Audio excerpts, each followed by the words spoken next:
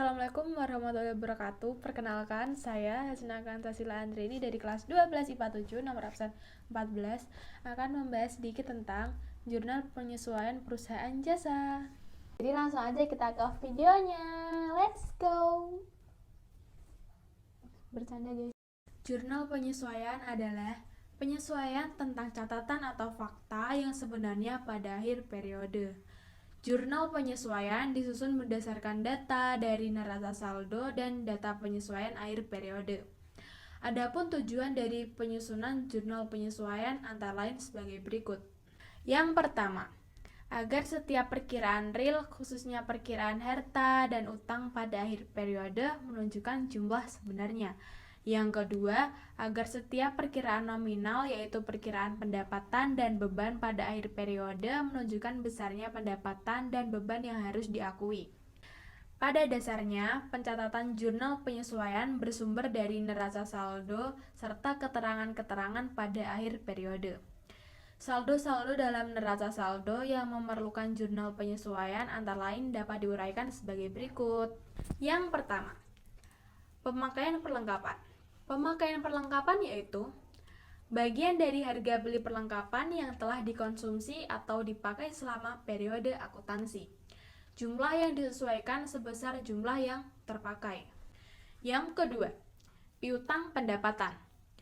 Piutang pendapatan atau pendapatan yang masih harus diterima, artinya pendapatan yang sudah menjadi hak perusahaan tetapi belum dicatat atau belum diterima. Jumlah yang disesuaikan sebesar jumlah yang sudah terjadi pendapatan yang belum diterima. Selanjutnya yang ketiga yaitu utang beban atau beban yang masih harus dibayar.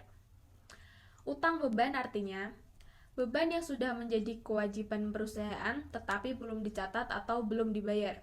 Jumlah yang disesuaikan sebesar jumlah yang sudah menjadi beban yang belum dibayar. Selanjutnya yang keempat, utang pendapatan atau pendapatan diterima di muka.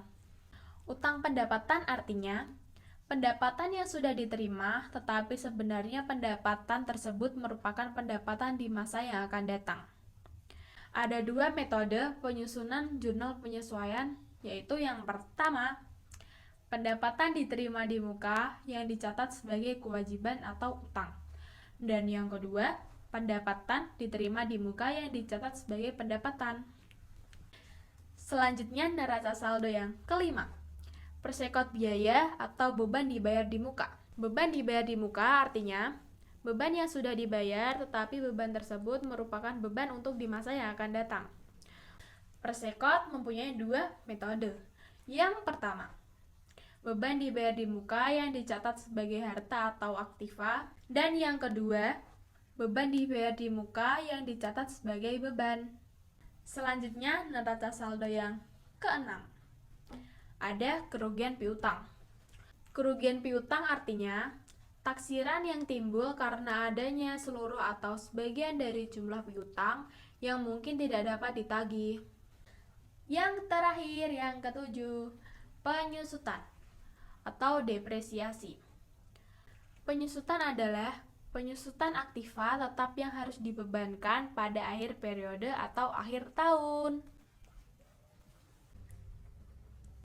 Sekian pembahasan dari saya tentang jurnal penyesuaian perusahaan jasa. Mohon maaf apabila ada kekurangan atau kesalahan apapun. Semoga video ini bisa menambah wawasan buat kalian, teman-teman. Dan buat Bu Runi, maaf ya Bu kalau misalnya aku ada kesalahan atau apapun itu. Sekian video dari saya. Wassalamualaikum warahmatullahi wabarakatuh. See you.